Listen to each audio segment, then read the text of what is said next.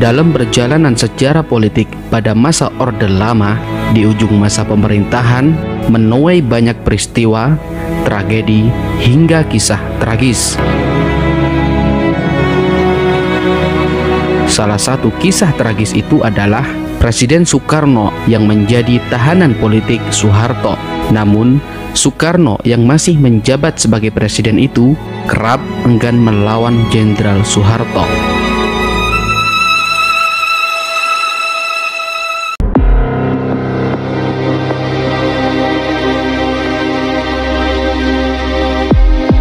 Tragedi berdarah pada tanggal 30 September 1965 yang menyeret Partai Komunis Indonesia atau PKI sebagai pihak yang dituding menjadi aktor utamanya membuka jalan bagi Soeharto tampil bak pahlawan. Dia juga mengintip peluang untuk melemahkan pengaruh Soekarno. Di sisi lain, Bung Karno terkesan melindungi PKI demi mempertahankan konsep nasionalis, agama, dan komunis atau Nasakom yang diyakininya sebagai tiga kekuatan utama bangsa Indonesia setelah peristiwa yang menewaskan beberapa perwira tinggi Angkatan Darat dalam tragedi G30S.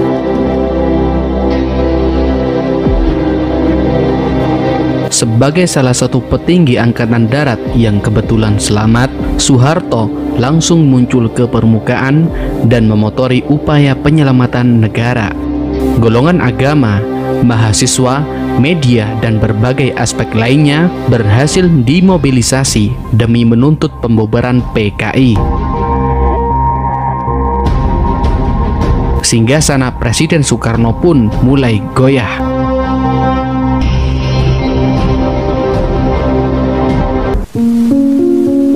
Perintah 11 Maret itu mula-mula dan memang sejurus waktu membuat mereka bertampik sorak-sore kesenangan. Dikiranya SP 11 Maret adalah satu penyerahan pemerintahan. Padahal tidak. Soeharto memperoleh momentumnya setelah Soekarno menandatangani surat perintah 11 Maret atau Supersmar pada tanggal 11 Maret 1966. Surat perintah ini sebenarnya hanya memberikan wewenang kepada Soeharto selaku Panglima Komando Pemulihan Keamanan dan Ketertiban atau Pangkopkamtib untuk mengambil tindakan bila diperlukan. Namun, Soeharto dengan jeli memaksimalkan lembaran perintah itu sebagai surat sakti untuk menggerus pengaruh dan kekuasaan Soekarno selaku presiden. Tindakan Soeharto ini terbukti setelah Supersmar dikukuhkan dan menjadi ketetapan Majelis Permusyawaratan Rakyat Sementara atau MPRS tidak lama setelah dipegang oleh Jenderal Soeharto. Dengan demikian, Supersmar yang semula hanya surat perintah justru menjadi bumerang bagi Presiden Soekarno, yang mana digunakan Soeharto sebagai legitimasi untuk mengambil alih kekuasaan lalu diperkuat oleh keputusan MPRS. Dari situlah upaya pelemahan terhadap Presiden Soekarno dimulai. Hei seluruh rakyat Indonesia, mari kita berjalan terus dengan alat antara lain alat persatuan Indonesia. Presiden Soekarno sadar akan tindakan kejam Soeharto itu kepada dirinya. Soekarno masih perkasa, namun tidak ingin menumpahkan darah demi kekuasaan. Sementara Jenderal Soeharto berani melakukannya. Di kalangan Kesatuan Aksi Mahasiswa atau KAMI, Panglima Angkatan Darat Letnan Jenderal Soeharto adalah pahlawan. Kendati demikian, kepopuleran Soeharto tidak mencegah para aktivis KAMI mendatangi rumahnya dan melayangkan protes. Mereka kecewa karena Soeharto tidak melakukan apapun untuk mencegah pembubaran KAMI oleh Presiden Soekarno.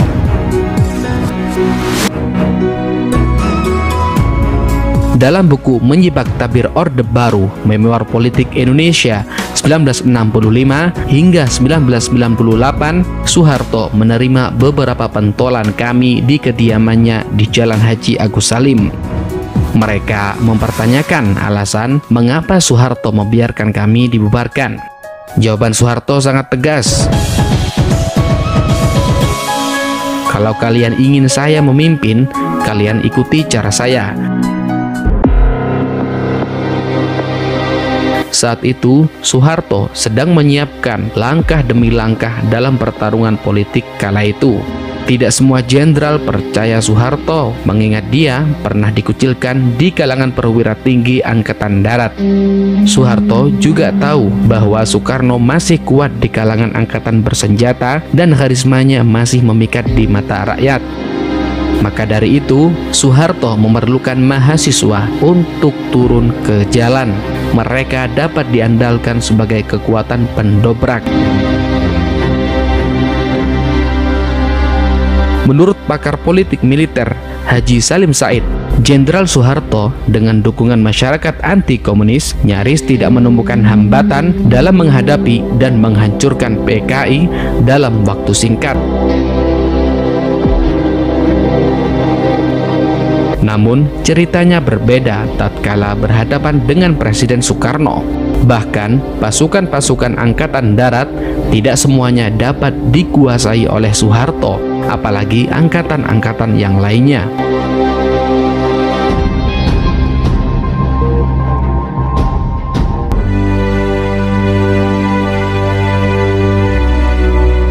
Di ranah militer, kekuatan tentara di belakang Soekarno bisa saja melucuti Soeharto dan kelompok pendukungnya seketika. Di tubuh Angkatan Darat masih terdapat panglima-panglima teritorial yang meskipun anti-komunis, namun masih menjadi pendukung setia Bung Karno.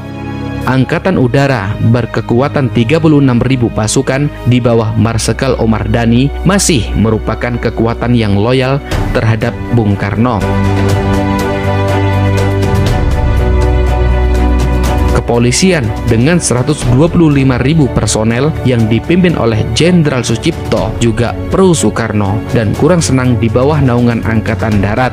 Sementara Angkatan Laut di bawah pimpinan Laksamana Marta Dinata semula bersikap netral tetapi menjadi pro Soekarno ketika dipimpin oleh Mulyadi.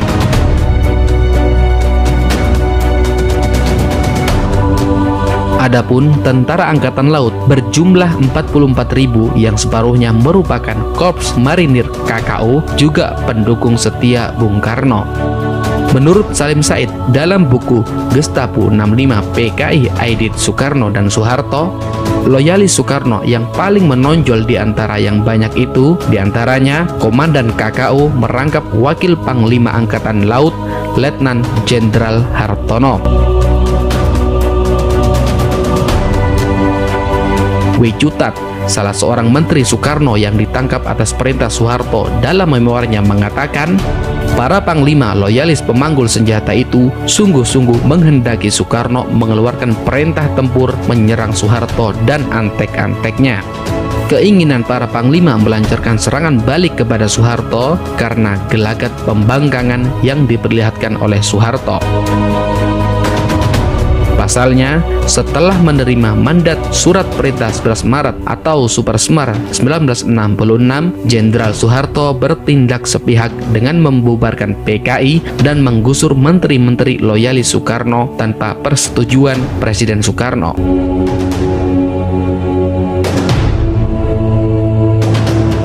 Di Jakarta, pasukan KKO, pasukan Gerak Cepat atau PGT, AURI, dan Brimob telah bersiap turun membela Soekarno. Mereka semua menunggu instruksi Presiden untuk bertindak. Namun, instruksi itu tidak kunjung datang. Bung Karno sangat khawatir melihat perang saudara terjadi di Indonesia sebagaimana Vietnam dan Korea. Memang tidak bisa melihat darah Indonesia mengalir karena hanya pertarungan antar sesama bangsa sendiri.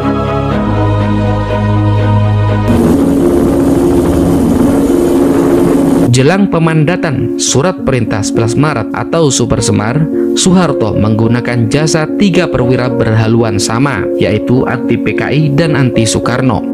Mereka adalah Panglima Kostrat Kemal Idris, Komando RPKAD Sarwo Edi Wibowo dan Hartono Rekso Darsono, perwira dari Kodam Siliwangi.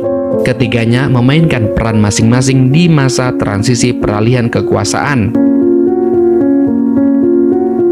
Sarwo Edi Wibowo menghajar PKI berikut simpatisannya lewat serangkaian penangkapan hingga pembantaian. Kemal Idris melindungi aksi demonstrasi mahasiswa yang gencar menyerukan pelengseran Soekarno sebagai presiden. Sedangkan Darsono menggalang kekuatan politik di kalangan Angkatan Darat untuk mendukung Jenderal Soeharto. Major General Soeharto, I appoint him. Setelah menggenggam SP 11 Maret atau Super Semar, Soeharto kian di atas angin. Namun dia sadar betapa sukar menghadapi Soekarno secara terbuka. Masih diperlukan waktu 2 tahun lagi bagi Soeharto untuk menyempurnakan penguasaannya atas tentara.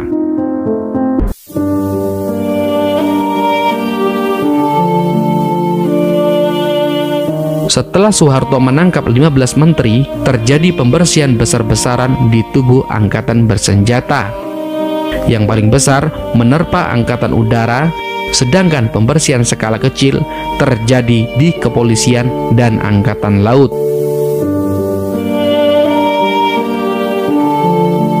Sementara pasukan pengawal presiden, Resimen Cakrabirawa, dibubarkan. Semua perwira beraliran Soekarnois dicopot dan disingkirkan dalam kerangkeng penjara. Bahkan Presiden Soekarno kehilangan pelindungnya. Soeharto akhirnya berhasil berdiri tegak sebagai Panglima Angkatan Darat dan Ketua Partai Tentara. Dari posisi kuat seperti itulah, secara berangsur Jenderal Soeharto memenangkan pertarungan politik melawan Presiden Soekarno.